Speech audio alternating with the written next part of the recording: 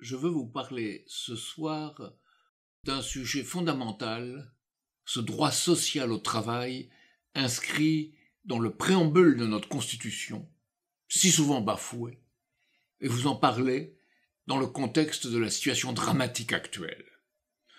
Le risque de voir s'étendre la guerre et l'injustice sociale s'accroît, faute d'initiative pour y faire face. Nous sommes en marche vers ces états financiero-militaires prévus par Lyndon LaRouche au cours des années 1970, si on ne changeait pas de direction politique. Et on n'a pas changé de direction politique, on a rendu encore pire celle qu'on avait prise alors. Dans la guerre, Poutine a sans doute sous-estimé le peuple ukrainien et une armée équipée, entraînée et renseignée par l'OTAN. Les États-Unis ont sous-estimé, eux, l'économie russe et sa stabilité. Mortalité infantile, taux d'homicide et de suicide qui sont désormais plus faibles en Russie qu'en Amérique du Nord. Dans l'économie, partout, les pays occidentaux détruisent la valeur travail, la nature du travail humain même si leurs dirigeants ont ce mot à leur bouche avec l'hypocrisie satisfaite de dames patronnesses. Ils sont aujourd'hui pris à la gorge par leur culte de l'argent, entre une inflation qu'ils provoquent en émettant de la monnaie à tout va et du crédit à tout va, sans contrepartie dans la production réelle de biens. Entre donc cette inflation et une récession qui devient effondrement, qui est en train de devenir effondrement, dès qu'ils coupent le robinet de la monnaie, en élevant les taux d'intérêt. Les sanctions imposées à la Russie et la décomposition des chaînes de valeur et de production à l'échelle mondiale autodétruisent les pays de l'OTAN eux-mêmes, dont les élus agissent contre leur propre peuple. Disons-le crûment, sans le gaz russe, la France et l'Allemagne verront inéluctablement une partie de leur économie industrielle démantelée, nos PME et le tissu de Mittelstand, de petites et moyennes entreprises en Allemagne. Sans la Russie, c'est toute la filière nucléaire française qui est menacée. Le principal client de la France en ce domaine, c'est la Russie. Ce n'est pas être pro-Poutine de le dire, c'est la réalité à considérer selon les intérêts fondamentaux de notre pays, selon les intérêts vitaux de la France. C'est d'avoir abandonné de fait, notre atout nucléaire, notamment toute la maintenance. C'est cela qui a été un crime économique que nous payons aujourd'hui. Quant à l'Europe, il faudrait dire l'Union européenne plutôt. L'Union européenne, ses responsables se sont tous irresponsablement soumis à l'OTAN, à une OTAN mondialisée qui vise le monde entier, et pratique dans ce contexte un entre-soi vicié, mortifère, qui accroît notre propre destruction, la propre destruction de ses dirigeants eux-mêmes. Rien ne va plus entre, comme on dit, Paris et Berlin. La chancellerie allemande et la France ont annoncé ce 19 octobre le report sine die du Conseil des ministres franco-allemands qui devait se tenir à Fontainebleau dans une semaine. Le sommet européen de ce jeudi et vendredi ne peut pas apporter une réponse à la flambée des prix du gaz et de l'électricité. Pas de réforme du marché intérieur de l'électricité et de l'énergie, pas de contrôle des prix, mais des aumônes, ici ou là, de boucliers tarifaires, accordés par les plus riches, qui enfonceront encore les plus pauvres, car les plus pauvres, eux, devront s'endetter encore davantage pour faire de même. Et à la suite de ces inepties, si elles continuent, nous verrons l'effondrement de l'euro, avec une Ursula von der Leyen mise en place par l'accord entre Emmanuel Macron et Angela Merkel, qui joue les va-t-en-guerre, et elle aussi la dame patronnesse, mais sacrifie l'Arménie au gaz de Bakou, figure même avec son dirigeant. Et elle pérore comme s'il était l'élu de l'Europe et prétend être blanche comme neige, alors que c'est de la neige noire. Conclusion, nous nous effondrons sur nous-mêmes. Nous nous effondrons sur nous-mêmes. L'absurdité frappe notre vie quotidienne, reflet pour chacun d'entre nous de l'incapacité, plus encore que celle de nos dirigeants, de l'incapacité des fondements mêmes de notre propre système. Aujourd'hui, je prends des exemples. Face au Covid, on nous dit ouvrez les fenêtres, toutes les 10 minutes. Puis, on ajoute, pour la chaleur et la sobriété énergétique, calfeutrez-vous, fermez-vous. Hier, on nous disait les masques ne servent à rien. En population générale, seulement pour certains. Puis on nous a dit port du masque pour tous obligatoire, sinon 135 € d'amende. Demain, pour la transition écologique, prenez le train et les transports en commun, c'est bien. Mais, à cause des prix de l'électricité, on va fermer les lignes TER.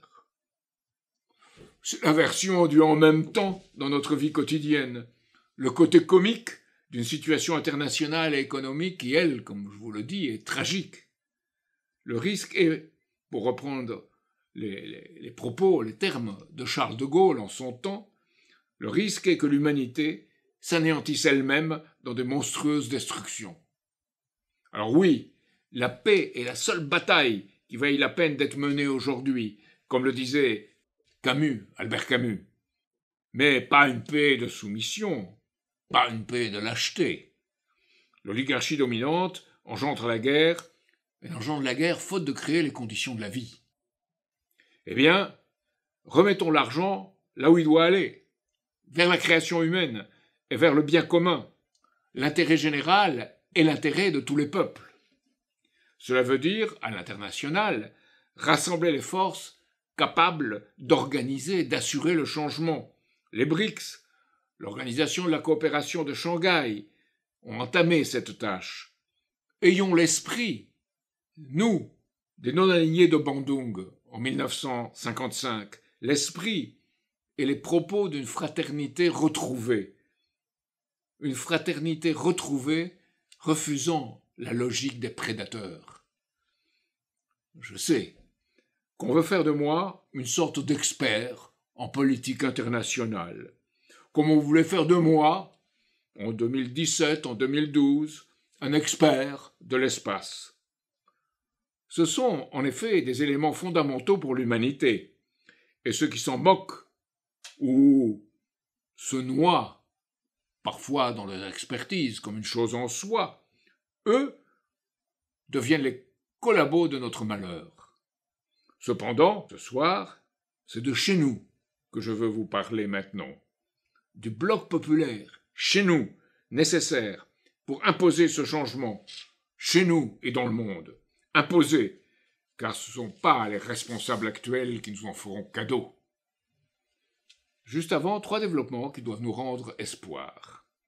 L'ancienne ministre autrichienne des Affaires étrangères, Karin Kneis, a su dire que l'industrie financière qui contrôle les pays occidentaux, qui contrôle nos pays, ne peut pas l'emporter sur le reste du monde parce que, à l'opposé de la monnaie, l'énergie dont le reste du monde dispose est une réalité physique qui ne s'imprime pas arbitrairement comme la monnaie. Le site ukrainien Mirofonets avec sa liste noire, sa liste de menaces, et dénoncé un peu partout dans le monde. France Télévisions a entamé, chez nous, une procédure contre eux en Ukraine, et a saisi le Quai d'Orsay. Aux États-Unis, Dianne Serre, notre candidate indépendante pour le poste de sénateur de l'État de New York, a réuni autour d'elle des centaines de jeunes, dont plus de 150 ont participé à une conférence internationale qui vient de se tenir, réunissant plus de 600 assistants de 50 pays du monde, unis pour la paix dans le monde et le droit au développement de chaque pays pour assurer la paix. Le droit au développement de chaque pays, où qu'il soit, et quel que soit son système politique. Dianne Serre a organisé une chorale populaire, une chorale dans l'État de New York, et en particulier dans la ville de New York, et a travaillé en même temps, pleinement, à sa campagne contre l'oligarchie financière. Cette oligarchie financière là-bas biforme, républicaine et démocrate. Elle se bat au cœur de la bête financière et démontre qu'une espérance peut venir des États-Unis, d'Amérique, même si là-bas, ses résultats électoraux lui sont volés, car dans ce cas, se déclenchera, à la chaîne, une véritable insurrection, non violente et organisée, contre les marionnettes du système. Revenons maintenant à ce que défendent tous les insurgés du monde, consciemment ou pas. Le droit au travail digne, le droit à un travail digne, utile à tous et justement rémunéré. Revenons à la situation chez nous. L'arrogance satisfaite du président Macron et la pétodière de l'Assemblée nationale, où l'on discute de sujets importants, mais pas du principal, le destin de la France et de l'humanité, le destin de la France et de l'humanité qui sont aujourd'hui en jeu.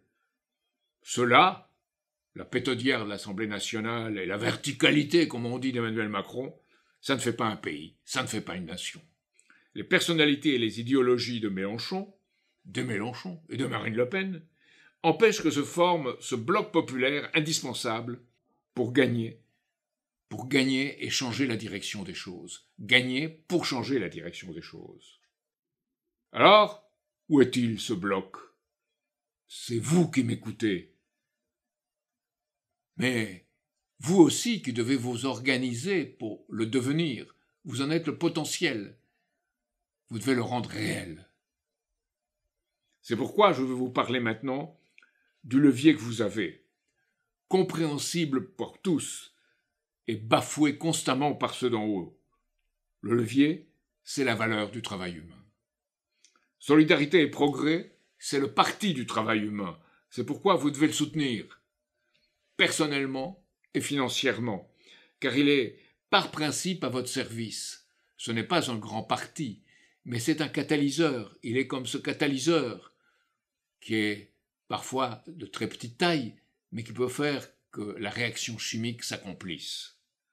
Travail, production réelle, recherche scientifique, comme une unité qui œuvre pour le bien commun, qui œuvre pour la paix aujourd'hui et la vie meilleure des générations futures. Or, ce travail est bafoué chez nous. Un ferment de grève de masse, comme le disait Rosa Luxembourg, se manifeste. Plus ample en puissance, qu'au moment où ont éclaté les manifestations des Gilets jaunes, dans ce mois de novembre. Du front de la Somme, dans un beau petit livre, François Ruffin nous montre les effets de cette destruction du travail, produit d'une droite financière collabo, et hélas d'une gauche insoumise, mais alignée sur des diplômés enrichis, des centres urbains, et sur les minorités des banlieues par démagogie. Ou bien pire, il y a cette autre gauche de sociodémocrates devenue aussi collabos financiers, comme la droite financière. D'ailleurs, à la buvette de l'Assemblée nationale, on les voyait, je les ai vus, se rencontrer et échanger leurs aux manières de voir les choses, ou de ne pas les voir. Une chose fait tenir, je dirais fait tenir, pour ceux qui mettent en danger leur santé, pour de médiocres salaires. C'est un fort sentiment d'utilité de leur travail. Ce sentiment a été accru lors de la crise sanitaire, où même un président de la République, le président de la République qui les trahit, a été obligé d'admettre que notre pays tenait grâce à eux. C'est le travail qui, de plus en plus, finance d'ailleurs les biens communs, les écoles, les routes, les hôpitaux. C'est le travail et pas le capital financier. Voilà les quelques 5 millions de salariés, constituant avec leur famille au moins 15 millions de Françaises et de Français, dont dépend notre futur. Notre futur est celui de la politique de la France, et, dans une mesure certaine, du sort de l'humanité. Je le dis avec les mêmes convictions que celles que pouvait voir Jaurès en son temps lorsqu'il disait ces grands mots. Mais le temps de ces grands mots est venu, comme avant la guerre de 14. Pour cette fois, éviter évidemment qu'on sombre. L'économiste Christine Herrel et ses collègues ont recensé 17 métiers que je vais ici, après François Ruffin, mentionner un à un. 17 métiers. Camionneur, agent d'entretien, caissier, manutentionnaire, cariste, travailleur du bâtiment, aide à domicile, agent de sécurité, vendeur de produits alimentaires, boucher, charcutier, boulanger, maraîcher, jardinier, viticulteur, agriculteur, éleveur, bûcheron, ouvrier de l'agroalimentaire, 17 métiers, dits de la deuxième ligne. Tous jugés indispensables, essentiels au pays, et je voudrais rajouter les auxiliaires de vie, les femmes de ménage et les accompagnatrices handicapées. Ils souffrent non seulement d'un travail qui ne les satisfait pas, ou alors les épuise physiquement, ils souffrent de la souffrance psychologique et physique au travail. Et surtout, ils souffrent de ne pas pouvoir faire le travail qu'ils voudraient correctement. C'est ce que l'on appelle le travail empêché. On ne peut pas faire le bon travail qu'on voudrait. Un cariste, que ce soit d'Auchan ou Amazon, cherchait avant les marchandises avec ses feuilles de route en main, selon un parcours qu'il avait déterminé, qui avait été déterminé, et cocher une à une les cases. Aujourd'hui, il reçoit des ordres vocaux répétés par un algorithme dans ses oreilles. On ne respire plus, nous disent-ils. On n'a plus le temps de parler à une amie, de parler à un ami, comme ces aides-soignantes ou infirmières en EHPAD, et même à l'hôpital. On n'a plus le temps d'écouter un ancien, ou même, parfois, de le nourrir. On n'est pas formé, d'ailleurs, pour l'écouter, et même pas pour le nourrir.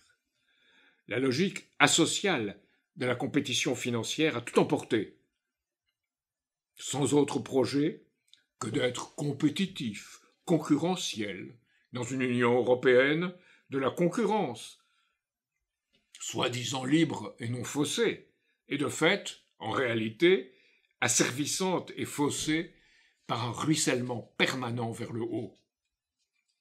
C'est ce gâchis dont nous devons sortir, pour réunir la base sociale d'un changement. Une gauche, dirait François Ruffin, qui doit parler aux gens qui travaillent. Je dirais plutôt une force politique suffisante, chez nous et dans le monde, pour renverser l'oligarchie et assurer la paix, et nous éviter la guerre. Nous sommes beaucoup, et ils sont peu, nous dit le grand poète anglais Percy Bysshe Shelley. Notre mission est de faire en sorte que ce beaucoup trouve sa juste représentation politique en synergie avec une recherche scientifique pérenne refusons le sabordage des organismes publics de recherche actuellement en cours, des organismes publics de recherche et aussi d'enseignement supérieur, avec, au contraire, un engagement de recherche fondamentale pour trouver de nouveaux principes physiques, pour les chercher au moins, et chercher leur application technologique. Penser un monde qui changera pour être meilleur. Un engagement de création humaine.